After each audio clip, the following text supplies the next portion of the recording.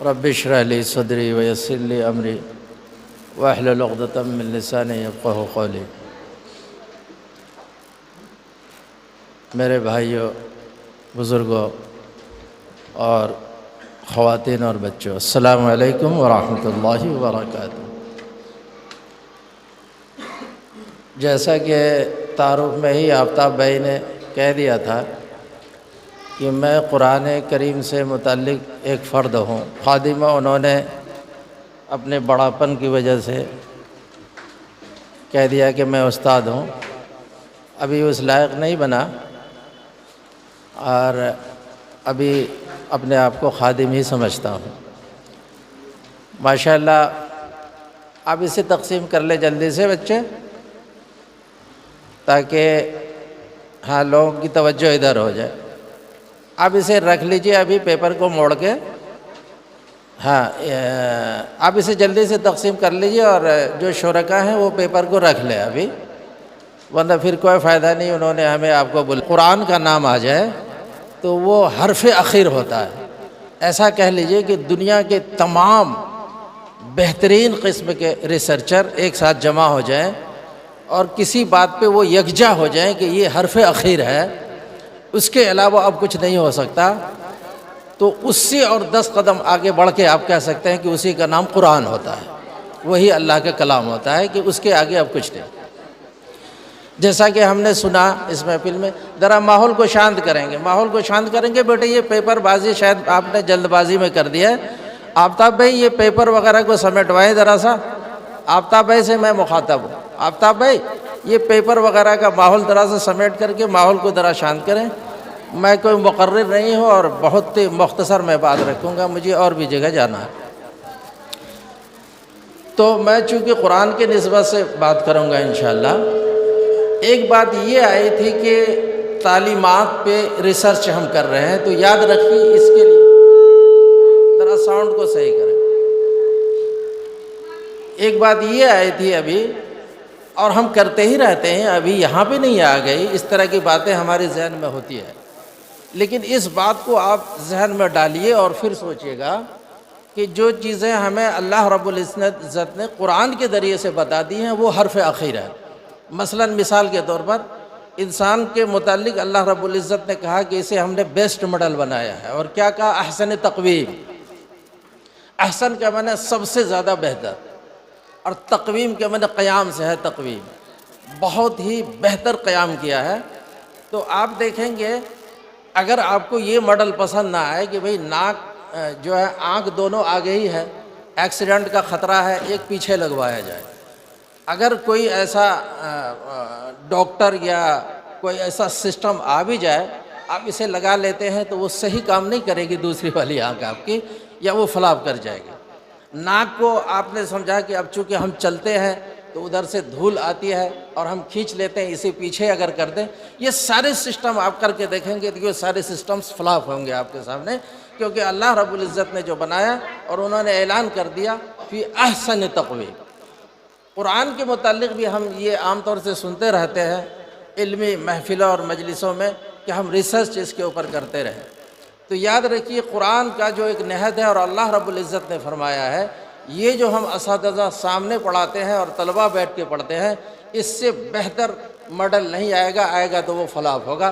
کیوں؟ میں قرآن سے کے اوپر آپ کو لے چلوں گا، اس کی طرف توجہ کیجیے۔ ایک دفعہ ایسا ہوا کہ مدینے کے اندر آپ صلی اللہ علیہ وسلم کو القاء ہوا یا وحی آئی، غور کیجئے گا اس بات۔ اب میرے پاس صرف 5 منٹ ٹائم ہے، میرے خیال سے 2 منٹ نکل چکے، میں 3 منٹ میں اپنی بات سمیٹوں گا۔ ایک دفعہ مدینے میں ایسا ہوا کہ ایک کیا نام ہے، صحابی کے بال بچے رہ گئے تھے مکے میں، سبھی کو معلوم ہے کہ ہجرت سے لوگ آ گئے تھے مدینے، تو انہوں نے سوچا کہ تھوڑی سی خیرخواہی میں کرتا ہوں اور سرداران مکہ جو ہیں وہ ہمارے موافق ہو جائیں گے۔ تو ایک عورت کو انہوں نے سیٹ کیا کہ آپ یہ چٹھی لے جائیں اور بتا دیں کہ یہاں کا منصوبہ یہ ہے اور اس طرح سے فلاں ٹائم میں نکلیں گے، اور آپ کے اوپر جو حملہ ہونے والا ہے یا مقابلہ ہونے والا ہے اس میں اتنے سارے لوگ ہیں، یہ اسلحے، اور یہ کسی ملک کے لیے کہیے یا جنگ کے لیے بڑا ہی وہ کارآمد چیز ہوتی ہے کہ مخبری کر لینا۔ وہ تھے صحابی رسول، تھے سچے، لیکن ایسا انہوں نے غمخواری کے لیے کر دیا تھا کہ ان سرداروں کے پاس جب ہماری چٹھی پہنچ جائے گی تو ہمارے موافقت میں بال بچوں کے ساتھ صحیح سلوک کریں۔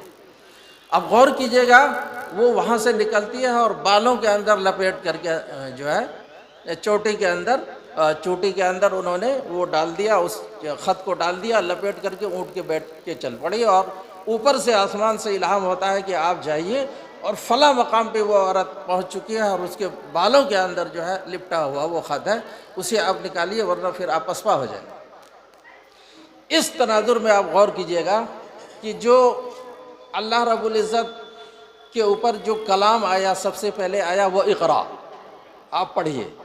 پڑھنا کوئی آسان کام نہیں ہے، نبی وقت سے کہا جا رہا ہے پڑھیے۔ آپ سے میں کہوں پڑھیے تو آپ کہیں گے کیا پڑھوں؟ نبی سے کہا گیا پڑھیے تو انہوں نے یہ نہیں کہا کہ کیا پڑھوں، انہوں نے کہا میں پڑھنا نہیں جانتا۔ تو پتہ چلا کہ پڑھنا جاننے کے لیے ایک مشکل ترین کام ہے، مرحلہ ہے، جو آدمی یہ سوال نہیں کیا، آپ صلی اللہ علیہ وسلم نے یہ نہیں کہا کہ میں کیا پڑھوں، آپ بتائیے تو صحیح۔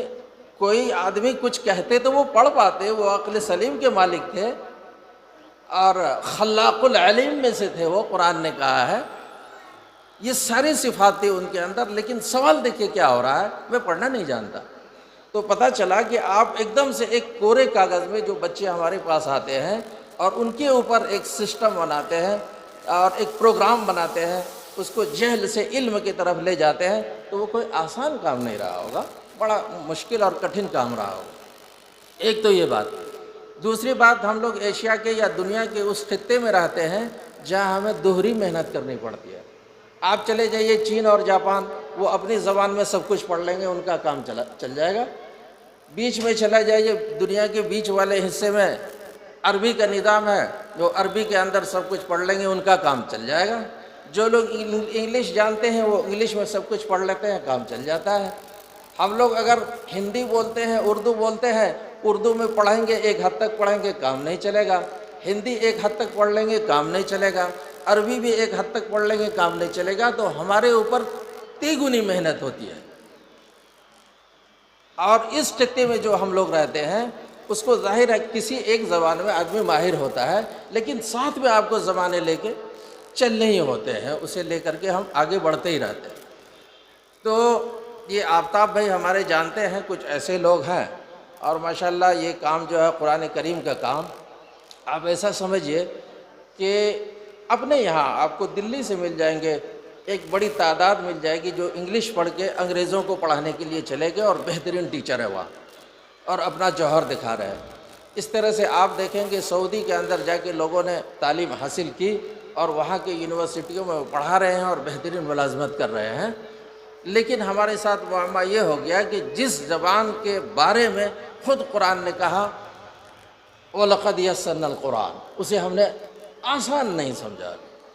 اگر ہم آسان سمجھتے اسے تو وہ آسان ہوتا ہمارے لیے۔ تو اس میں جو ہے یہ ساری چیزوں کے ساتھ یہاں پہ ہم امید کرتے ہیں، آفتاب بھائی سے بھی ہم درخواست کرتے ہیں کہ ان چیزوں کو لے چلیں۔ جس زبان کے متعلق اللہ رب العزت نے کہا کہ وہ آسان ہے تو یقیناً وہ آسان ہے ہی۔ اور آپ دیکھیں گے کہ ایک شخص جو ایک انجینئر ہوگا، ایک ڈاکٹر ہوگا، اور اس کے محکمے میں اور سارے ڈاکٹرز ہو سکتے ہیں، اور ایک قرآن کا جانکار بھی ہوگا، تو تمام لوگ محکمے میں رجوع کرتے ہیں ان سے، سر یہ کیسے ہوگا، اسے کیسے ڈیل کریے۔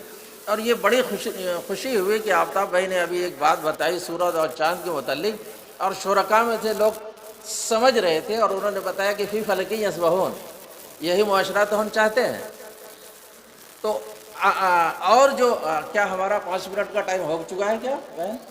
جی بہتر، چلیے میں اپنی بات کو ختم کرتا ہوں اور آپ لوگوں سے دعاؤں کی درخواست کرتا ہوں، اور اللہ رب العزت امید ہے کہ دیگر شرکاء بھی کہیں گے تو انہیں بھی وقت ملنا چاہیے، موقع ملنا چاہیے۔ السلام علیکم ورحمۃ اللہ وبرکاتہ۔